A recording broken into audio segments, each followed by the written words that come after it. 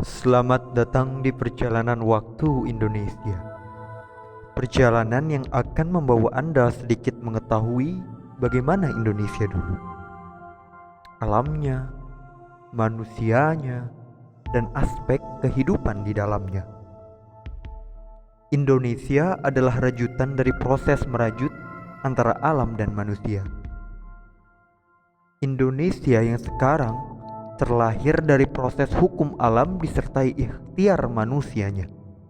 Lalu, bagaimanakah proses merajut yang menjadikan Indonesia? Mari nikmatilah proses merajut yang kami lakukan dan maklumilah apabila ada rajutan yang kurang dan kusut. Selamat menyaksikan.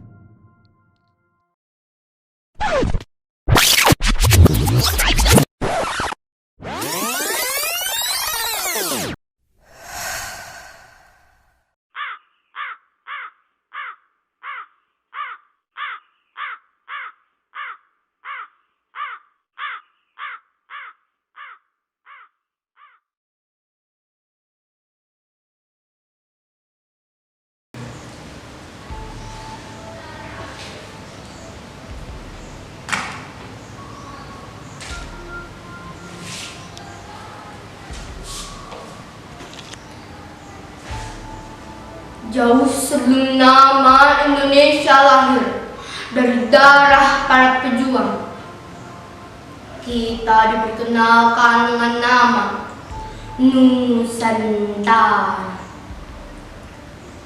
Lebih jauh lagi, 250 juta tahun yang lalu, era Mesozoikum. Daratan yang kita tempati, lautan yang mengelilingi, terbentuk dari dua ujung superbenua Pangea. Abad demi abad, peristiwa demi peristiwa geografis telah membentuk Nusantara ini menjadi lahan super potensial untuk dimanfaatkan, super mewah untuk dinikmati. Hutan yang lebat, air yang terus-menerus mengalir, gunung yang menopang air, tanah yang subur, lautan yang luas, flora dan fauna beraneka ragam. Apalagi minyak bumi, batu bara, emas, semua tersedia di Nusantara. Nusantara kaya akan alamnya, tapi harum kekayaan itu dicium oleh dusan makhluk yang paling berbahaya, makhluk buas yang bimbang. Terkadang ia berjalan dalam keasrian alam, terkadang juga ia berjalan seiring dengan kehancuran alam. Makhluk itu bernama manusia. Sebagian dari manusia berlomba berlahir ke Nusantara hanya untuk ketentraman hidup, menjadikan Nusantara tempat tinggal yang tentram untuk anak cucunya. Ada pula sebagian manusia yang berlahir ke Nusantara hanya untuk kekayaan pribadi dan golongan. Tak peduli, yang lain terinjak, bahkan terludahi.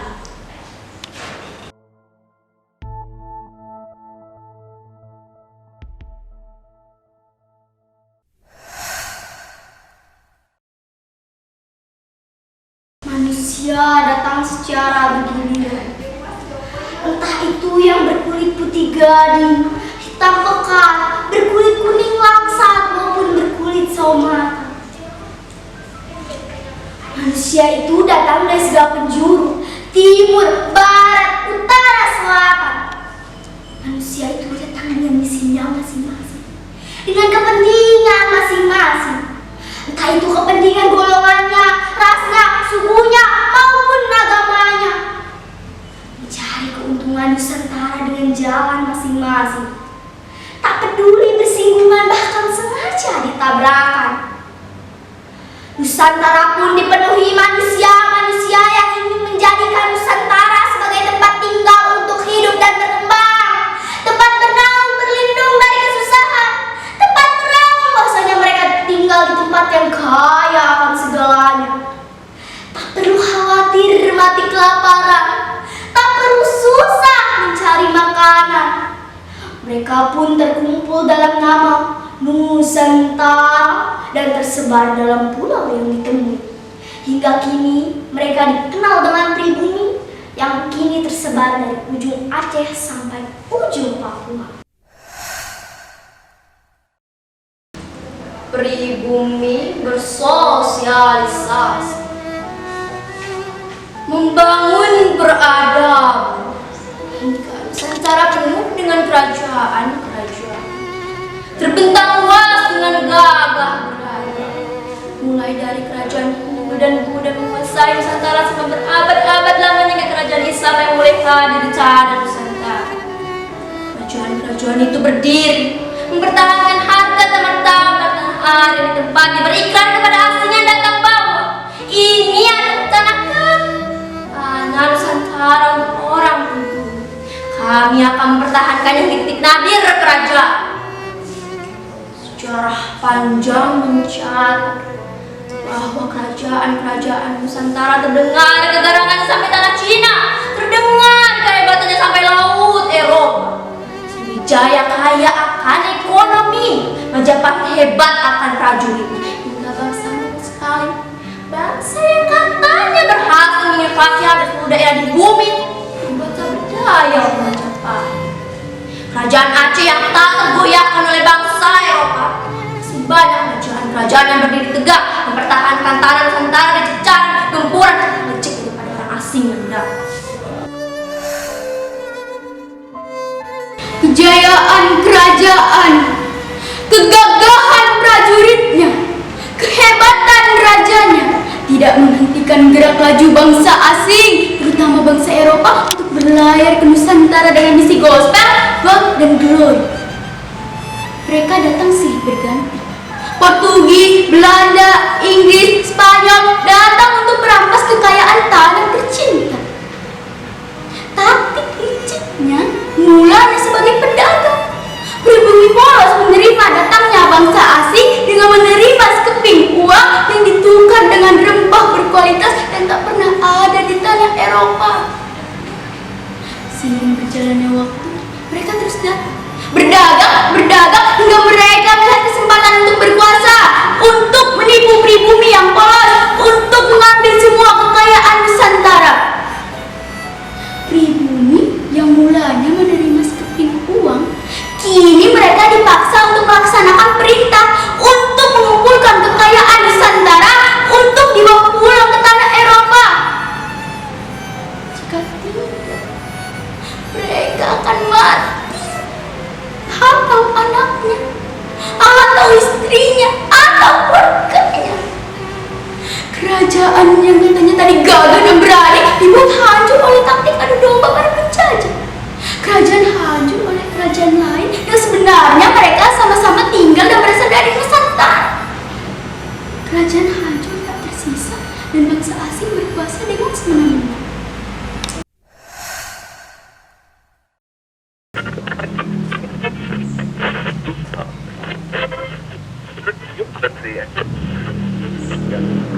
Proklamasi kami bangsa Indonesia dengan ini menyatakan kemerdekaan Indonesia.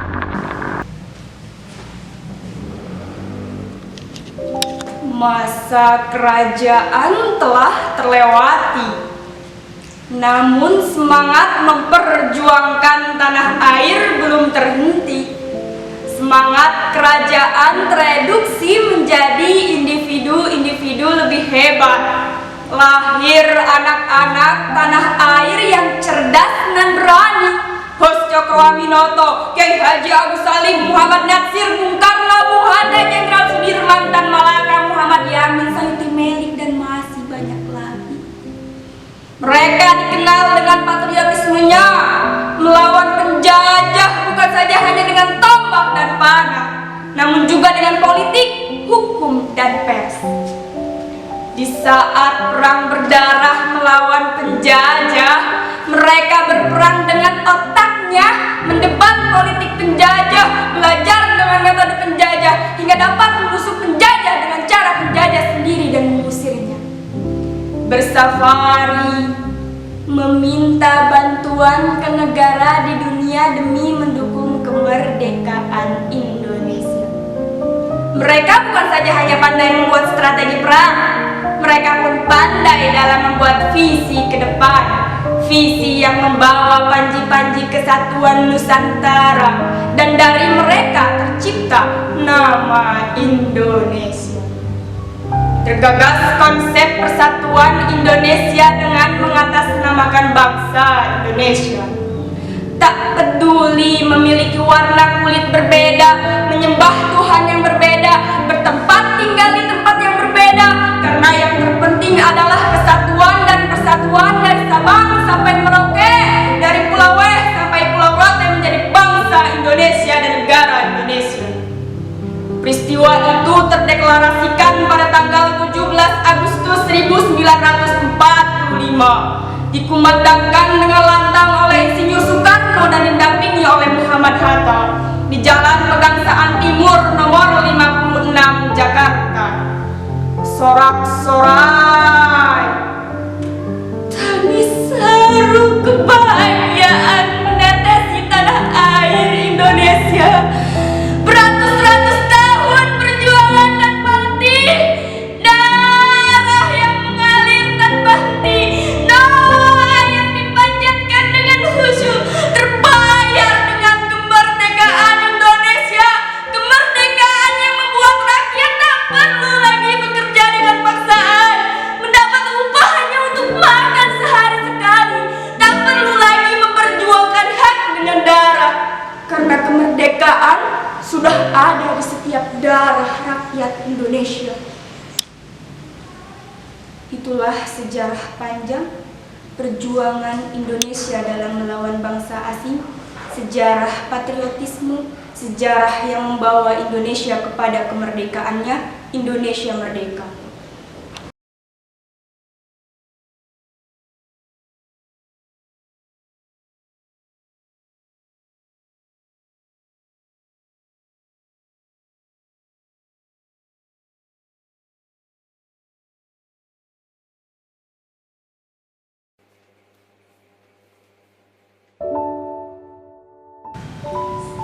Sejarah panjang tanah air Indonesia. Sejarah berdarah perjuangan bangsa Indonesia. Kini telah sampai kepada 76 tahun pasca peristiwa proklamasi. Peristiwa yang membawa kemerdekaan untuk bangsa Indonesia. Merdeka dari pukungan para penjajah yang lama mencuri di tanah air tercinta. Kemerdekaan yang diwariskan untuk anak cucu bangsa Indonesia. Tak perlu lagi menguras keringat, bercucuran darah, tersiksa lahir dan batin, karena kemerdekaan itu tinggal kita nikmati. Tapi sejarah itu bukan saja hanya untuk kita peringati, bukan saja hanya untuk kita hafal untuk lulus ujian sekolah, bukan saja hanya untuk dihafal agar terlihat pintar. Sejarah Indonesia adalah sebuah pelajaran yang harus kita renungkan. Ambil sisi semangat perjuangannya, buang sifat buruknya. Kita selalu diingatkan untuk meneladani perjuangan para pahlawan. Tapi kita tidak diingatkan betapa berbahayanya pengkhianatan yang ada pada setiap jengkal sejarah Indonesia.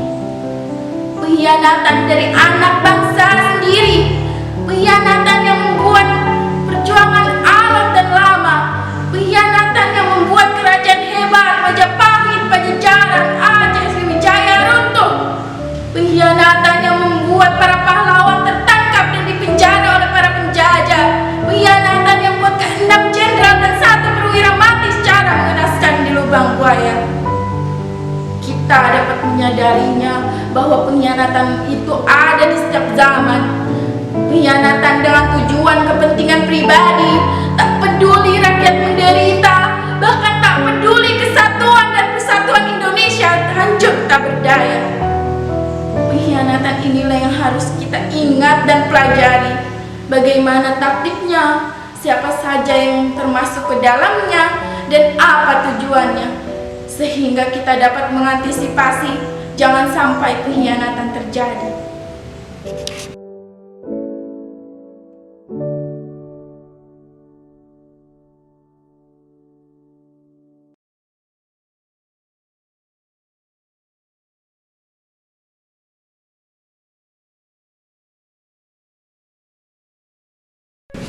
Sudah cukup kita melihat Indonesia yang dulu. Sekarang kita harus menatap Indonesia yang akan datang. Rintangan dan tantangan telah menunggu. Jangan sampai kita larut dalam nostalgia perjuangan dan kesedihan kesengsaraan. Indonesia ke depan harus menjadi lebih baik. Dan Indonesia tidak bisa menjadi lebih baik apabila kita, penghuninya, tidak menjadi lebih baik.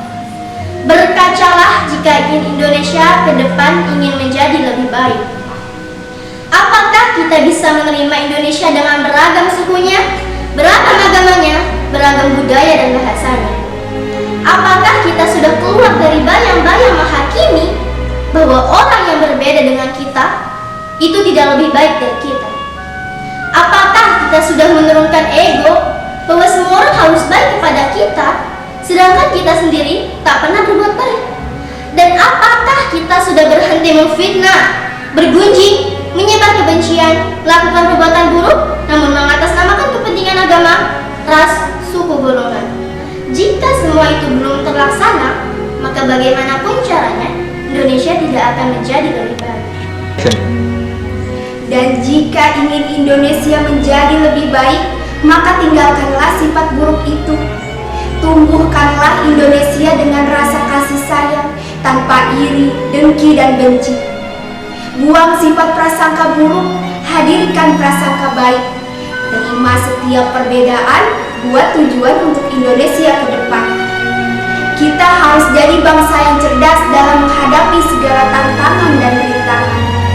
Kita harus jadikan Indonesia menjadi tempat yang aman dan nyaman untuk generasi selanjutnya. Ramah lingkungan, begitu pula ramah bangsanya. Untuk apa memiliki tanah yang luas bila sejengkal tanah pun tak bisa dijadikan alas? Untuk apa memiliki hutan dan alam yang melimpah bila bangsa sendiri tak bisa menikmatinya? Untuk apa memiliki kekayaan ragam suku dan budaya bila hanya sekedar menghakimi dan saling menghancurkan? Dan untuk apa merdeka bila hanya membuat Indonesia menjadi buruk dan terpuruk? Mari jaga Indonesia, kasihi sesama, lestarikan alamnya. Kemerdekaan yang diwariskan bukan sekedar untuk dinikmati. Kemerdekaan itu harus terrepresentasikan dalam Indonesia yang bahagia, makmur, dan sejahtera. Di umur 76 tahun ini, jadilah Indonesia yang benar-benar merdeka. Merdeka hatinya, merdeka pikirannya, merdeka rakyatnya,